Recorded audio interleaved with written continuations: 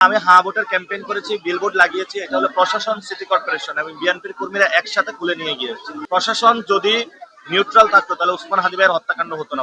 মুসাব্বিরের যখন হত্যাকাণ্ড হয়েছে, শুটারকে আটক করা হয়েছে। তাহলে এখানে আটক করা হয় ওসমান হাদি ভাইয়ের যিনি শুটার, তাকে আটক করা যাচ্ছে না।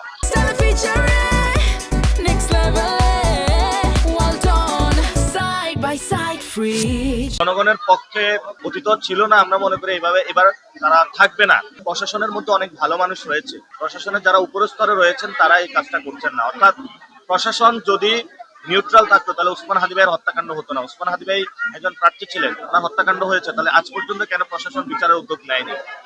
মুসাব্বিরের যখন হত্যাকাণ্ড হয়েছে, শুটারকে আটক করা হয়েছে। তাহলে এখানে আটক করা হয় ওসমান হাদি ভাইয়ের যিনি শুটার, তাকে আটক করা যাচ্ছে না। তারপরে আমি হ্যাঁ ভোটের ক্যাম্পেইন করেছি, বিলবোর্ড লাগিয়েছি। এটা হলো প্রশাসন, সিটি কর্পোরেশন এবং বিএনপির কর্মীরা একসাথে খুলে নিয়ে গিয়েছে। এই হলো পরিস্থিতি।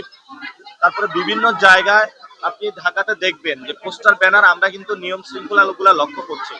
মির্জা আব্বাস যেভাবে হলো পোস্টার ব্যানার দিয়ে ছাওয়া শুরু করছে গতকালকে থেকে, এটা কিন্তু ইসির যে নিয়ম শৃঙ্খলা রয়েছে সেটা লঙ্ঘন। সেক্ষেত্রে প্রশাসনিক কোনো ব্যবস্থাও নিচ্ছে না। এই জন্য আমরা বলবো যে আপনি র্যাবের উপরে অ্যাটাক হয়েছে, বিভিন্ন জায়গায় কিন্তু অ্যাটাক হচ্ছে। আমাদের এক ভাইকে তারা মেরেছে, সেটা কোনো অ্যাকশন নেয় নাই। আমরা শাহবাগ থানায় গিয়েছিলাম, তারা মামলা নেয়নি।